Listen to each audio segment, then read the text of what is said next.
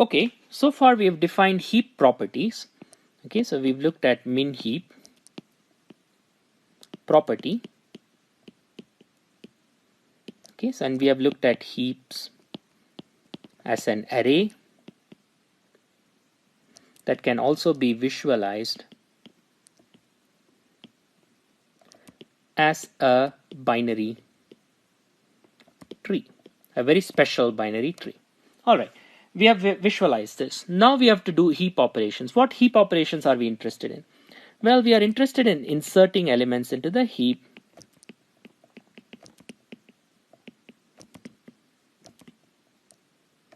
we are interested in deleting an element from the heap,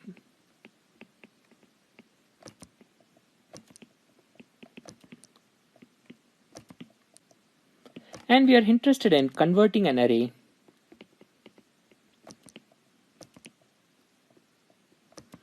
into a heap. Okay, so these are the three operations that we are going to be interested in, and we are going to come up with efficient ways of solving these three operations. All right, let's do this. So before we do that, there are two very important primitives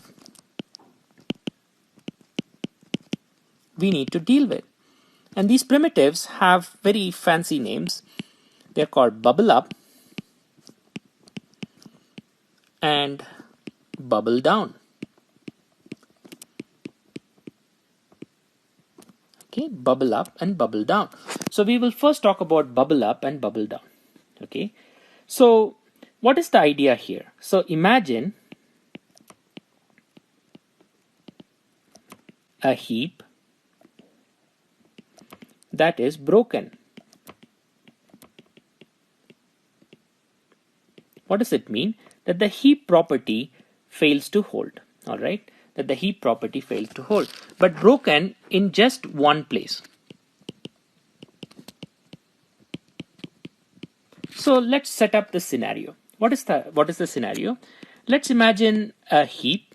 Let's take a heap like this: 2, 4, 7. I don't know. 6, 5, 6, 8, and then a 9 and a 10, something like that. Okay, let's put this up as a tree. So 2 as the root, 4 and 7 as its children. Okay, and then a 6, and then a 5, and then a 6, and then a 8. You must see that something is already wrong, and then a 9, and then a 10. Okay, hopefully I've laid it out correctly. Make sure that my work is correct.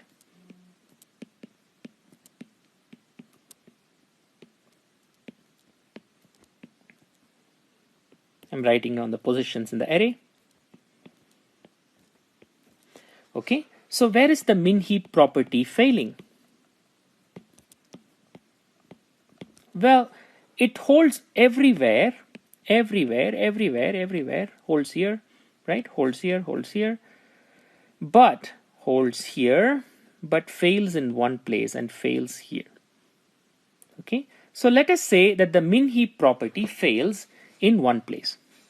Okay, now if the min heap property fails, but only in one place, how do we characterize this failure? Okay, so here the failure is that the parent 7 is greater than equal to, so let us see, the parent is greater than or equal to left child. Okay, so right here, so the failure is 7 is greater than or equal to 6, whereas 7 is less than equal to 8. Okay, so what is happening here is if you focus on the 6, right, 6 needs to move up. Okay, and when you focus on the 6, okay, so now we are thinking about looking at the 6, it's in the wrong relation with its parent. So 6 is in the wrong relation with its parent.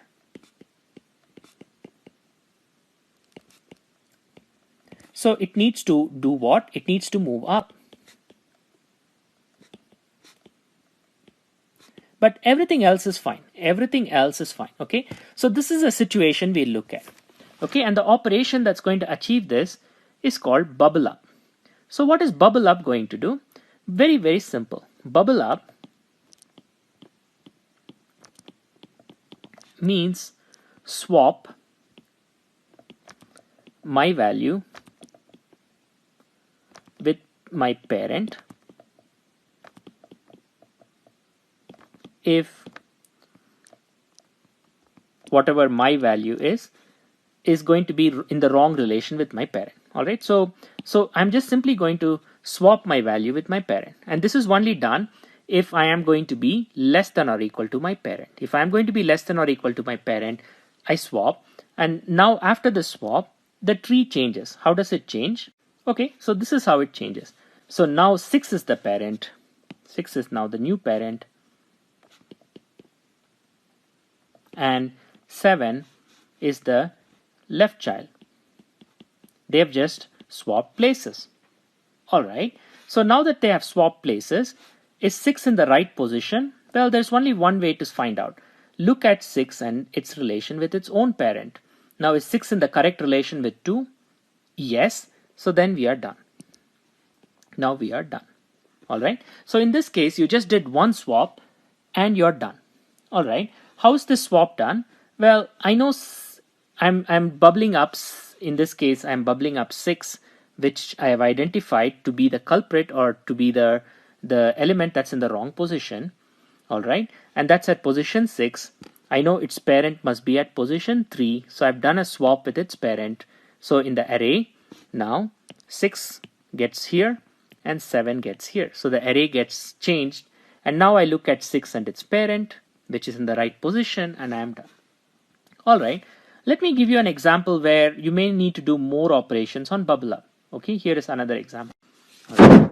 So in this example, let me write down the array 2, 3, 7, okay, 4, 5, 9, 11, okay, and then let me do 1 and 8, okay. Now let's write this down as a tree.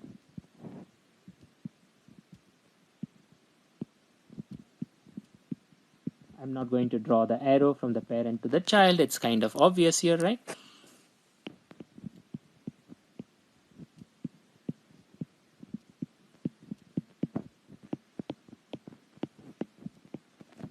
Now the element that's in the wrong position is 1, and it needs to bubble up. Why does it need to bubble up? Because it's in the wrong relation with its parent. So 1 is less than or equal to parent. All right. So when I bubble up, what happens? So when I bubble up, 1 exchanges its position with its parent 4. Like so. So now 1 has exchanged positions with its parent 4. Now, bubble up is a recursive procedure. Now I compare 1 again with its parent. Is it in the right relation with its parent? No. It's still less than or equal to its parent. So again I bubble up, and then in the second bubble up, what happens? 1 and 3 exchange position. Okay, like so. All right. And then in the last one, I look at 1 and its parent 2. Is it in the right relation? No again. So it swaps its position with its parent. Like so. And now finally, 1 has reached the very root. Is there anywhere, does it have a parent at this point? No, it does not. And so it stays there. How does this all look in terms of the array? Okay, so in the array,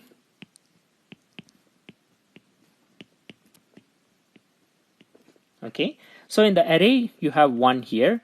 What is the parent of 1? It's the element j by 2 at location 4.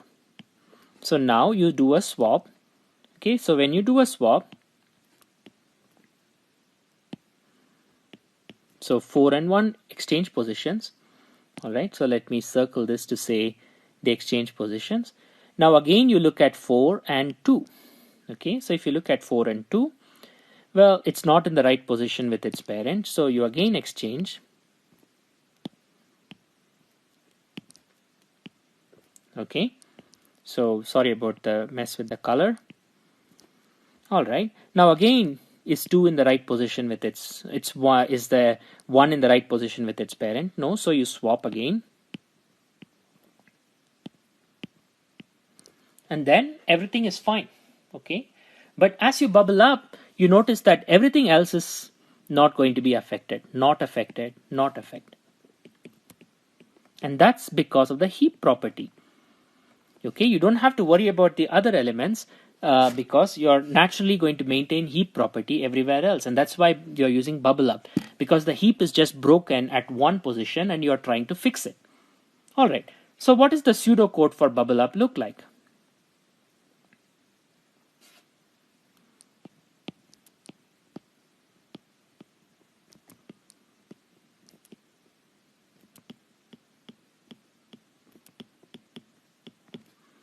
Okay, so bubble up,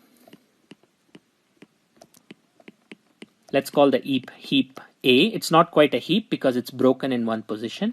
And let's say you bubble up at index j, right? So you say if j is less than equal to 1, if I'm already at the parent, nothing else is to be done, return. Okay, if j is less than equal to 1, there is nothing to be done. Else, if a of j, the element at position j, its parent is going to be a of j divided by 2, but this is integer division, so a of j is less than or equal to, well, equal to is actually fine. Excuse me. So I'm going to do a of j is strictly less than, because equal to is fine. A of, in Python I would simply say j / 2, but in this is simply floor j by 2. Okay, in many languages, in Python it's //. Okay, if a j less than a j / 2, then swap a of j and a of j by 2. Just swap those two elements. Okay, and what do we do? After swapping, you do a recursive call to bubble up, but you bubble up j by 2. Okay, so you do a recursive call to bubble up. If it's not, then there's nothing more to be done. All right, that's it. So it's a recursive procedure that's recursively going to bubble up on j by 2. All right, so how many bubble up? What is the complexity of bubble up? So if I call bubble up, in the worst case, I'm going to call bubble up on the leaf. Then it exchanges with its parent, that exchanges with its parent, that exchanges with its parent, until I reach the root.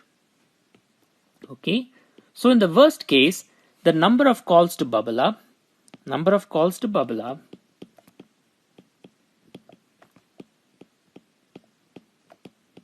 is going to be the depth of the heap,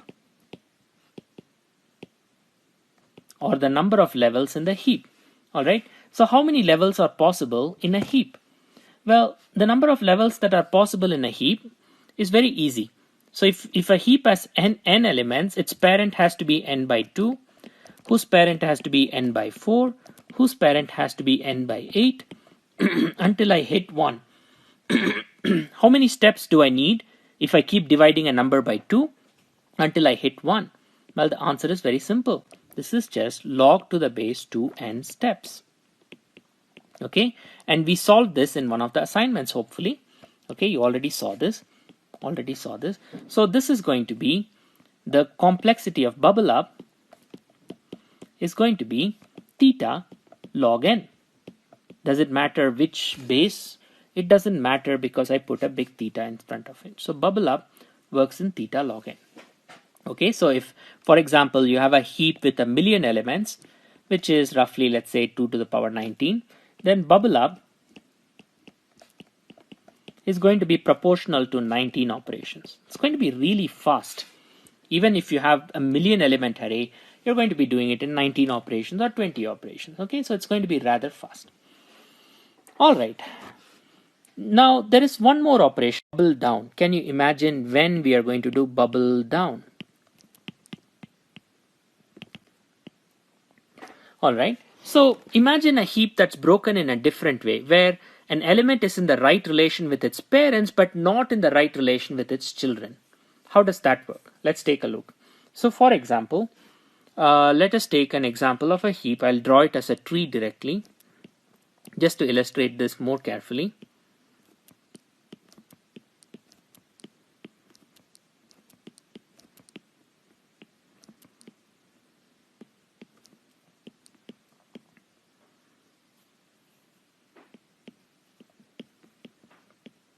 Okay, so let us imagine a situation like this, where in your heap you have the heap min heap property holds everywhere, but fails to hold here. So you may think, okay, is this heap broken at two places? It's not broken at two places, it's broken simply at one place, and that place happens to be, it's broken here at 7. 7 is in the wrong relation with its children, right? It's in the right relation with its parents. And likewise, if you think about, you may say, okay, 4 is in the wrong relation with its parent, 5 is in the wrong relation with its parent. But if you think about it that way, then there are two elements that are broken, right?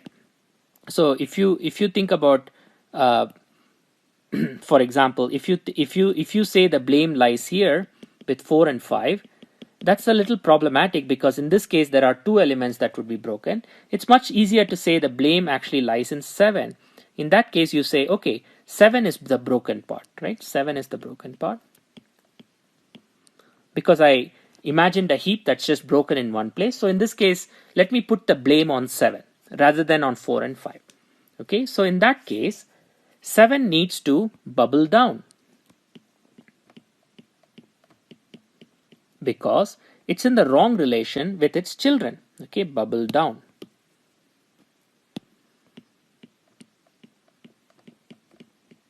Now you might ask, why couldn't 4 bubble up, right?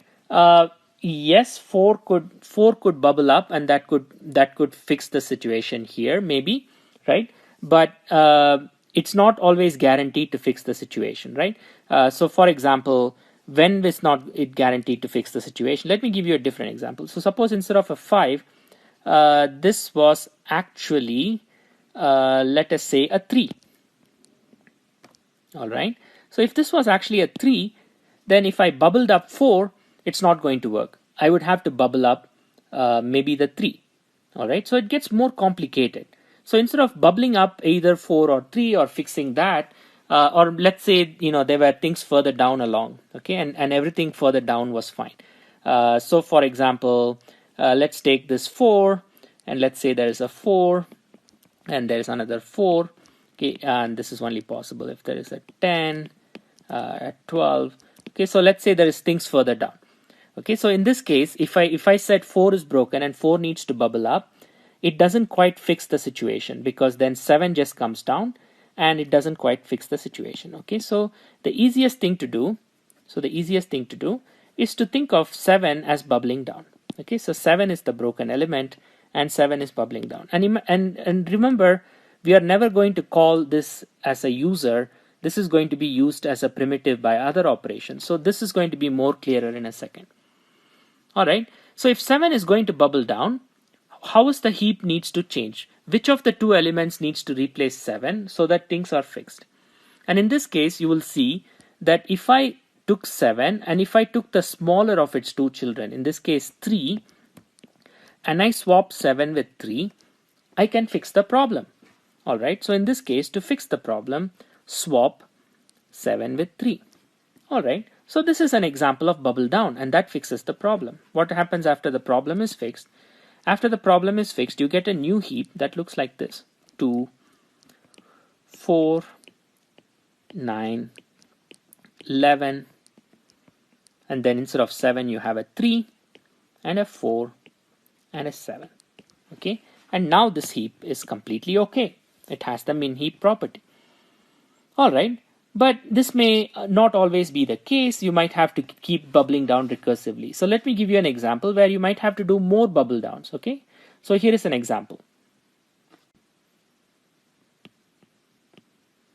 So in this example, the very root of the heap is going to be broken.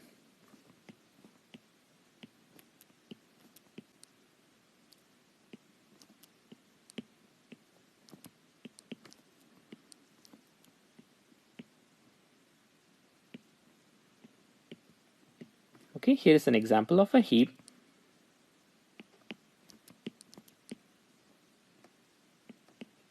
Okay, so here is an example. Okay, and now if you think about it, everything is fine. Everything is fine. Fine, fine, fine, fine, fine. Unfortunately, the root itself is broken. It's in the wrong relation with its children. And I will, instead of, again, as I mentioned earlier, instead of putting the blame on the children, I will put the blame on the root so that it's just one thing that's broken instead of two things that are broken. All right, so now what will happen is I will need to bubble down from the root. No problem. All right, so the rule for bubble down is that the element is going to be swapped with the smaller of the two children. So the rule is the element will be swapped with smaller of two children.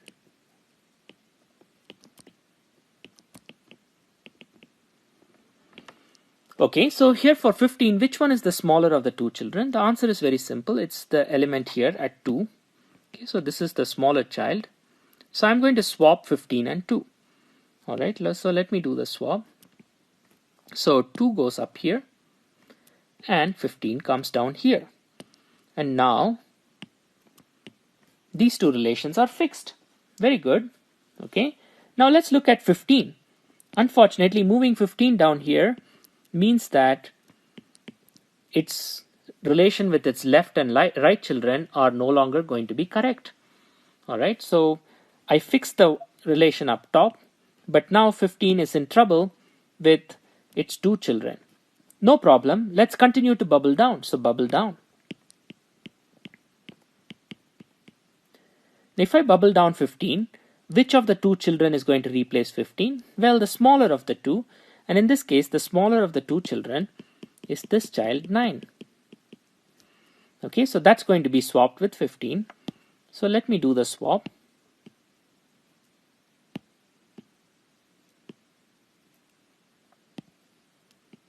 So 9 comes up here, 15 comes down here. And now, okay, so what happens? I have fixed 2 of these here.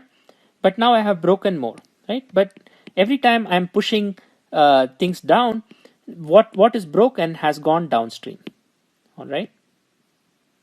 All right. So now, again, I do bubble down. And in this bubble down, 15 is going to be replaced by 12. Okay, by the smaller of the two children, which is 12. And now when I replace 15 by 12, I get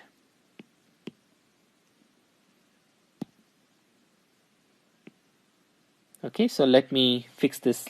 So my eraser has stopped working. So let me actually say here I get a 12 and here I get a 15. And now 15 is at the very leaf. There is nothing below it. So everything is fine. Everything is okay.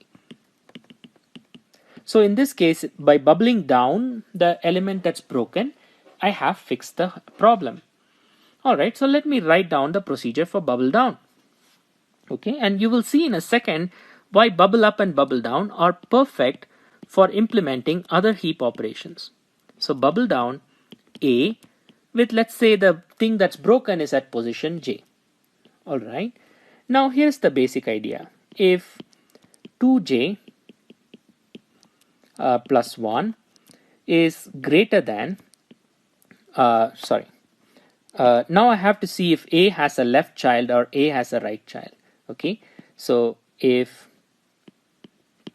let me use this instead of writing 2J or 2J plus 1, let me call left of I to be the placeholder for 2I, and let me call right of I to be the placeholder for 2I plus 1, and let's n be the length of A. Okay, I'm just going to use n as the length of A. So if, for example, left of I is greater than n, then nothing is to be done. A is already a leaf. So if A does not have a left child, it cannot even have a right child, so everything is fine. So let's say left of I is greater than n, then return. In this case, A has no left child.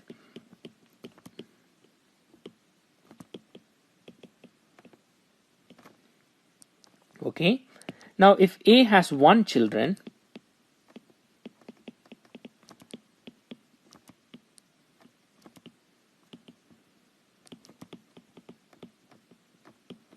in this case, A has one child. Okay. And then if A of I is actually less than A of, not less than, it must break the min heap property. So to break the min heap property, it must be greater than left of I. Okay, so if it's broken, then swap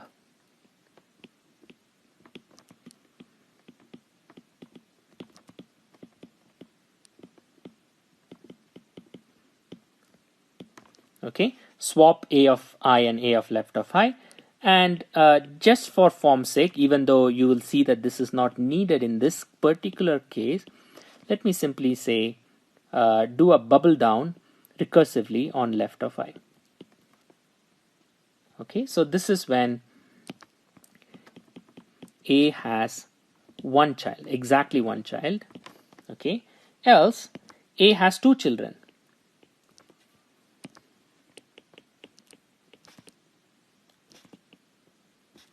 So in this case, what are we going to do? First is locate the smaller child. Okay, so first locate the smaller of the two children. So how is this? So if A of left of I is less than A of right of I, if left is the smaller child, then small equals left of I, else the smaller child is the right child. Okay, so this is just implementing, finding out which is the smaller child. So now swap A of I with A of small. So swap A of I with the smaller child and then bubble down A of the smaller child. Okay, so bubble down is a recursive procedure. So you're recursively calling it. So this is the rule. Always find the smaller child.